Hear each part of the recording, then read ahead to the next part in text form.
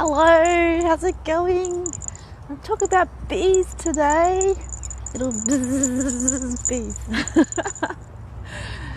Why? Because Australia has some pretty unique bees, some stingless bees, and they're classed into social and solo bees because we actually have bees that just go off on their own, do their own thing without a hive. I think we've got like over 10 different species of bees that are unique to Australia. There's a lot of them, and they've got social bees, which they call sugar sac bees, that create honey but in little pots. They don't have like a hive with like honeycombs. They're like these little pots, and they do it in like a little ring. It kind of looks like an inverted mushroom. Really cool. I was thinking about having some native bees. They look really awesome. And it has some awesome honey. And the honey is not like the honey that's around the world. It's actually very, what do they call it? More liquid. I forget the terminology for it. I used to do science. Anyway, the bees, most of the bees in Australia are stingless. And they have some of them have really interesting defensive mechanisms for intruders into their hives, which is something interesting to look up. But our native bees are in danger, and buying a little bee hotel for your solo bees, or checking out your local apiarists and all that, it's always a good thing. And bees, we need bees to live, guys, because they pollinate our food, not meat food, but plant food. So yeah. Oh, also in the little kick skirt today, doing the red. It's not too bad a temperature today. But anyway, back to the bees. And our bees look a little different to your normal bees. They're very cute.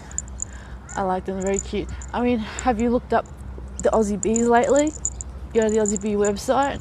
I'm thinking about getting some Aussie Bees for my backyard. Excuse me, burpage. Because that'd be kind of cool to have native bees around and keep on with growing the community and population of the bees, because the bees are essential to survival, unless you want to go around with a feather and pollinate every single individual flower. Some of them can do wind pollination, don't get me wrong. Other insects can pollinate, but there are some of the bees that do some really unique stuff, like they can vibrate and pollinate that way.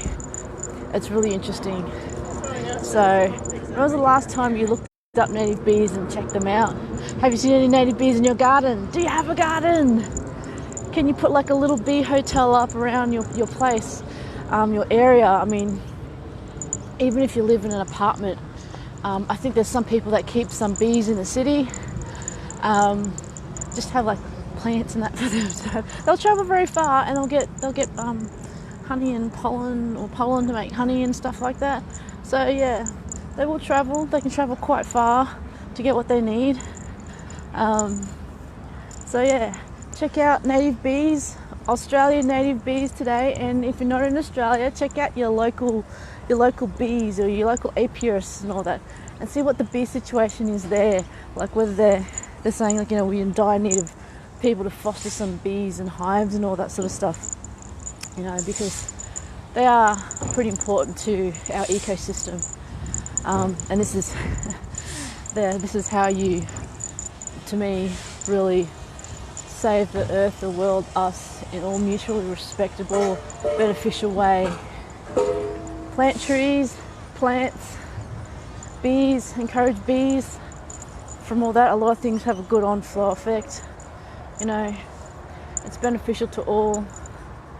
And it's an interesting thing. It kind of also would be good for some people to take some time out of their lives and meditate on and just watch the bees and watch them do their thing.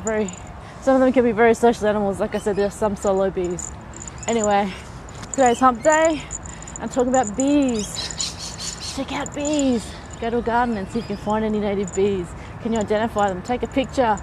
Look them up. Okay, I best be going now. It's starting to get hotter, so it's going to be a lot more challenging wearing all my latex in the sun, even if it's so early in the morning. Sometimes early in the morning it can get up to like 26, 27 degrees, and that's at like, 6:30, 7 in the morning. Whew, it's a hot day. Anyway, catch you guys later. Bye. Be good.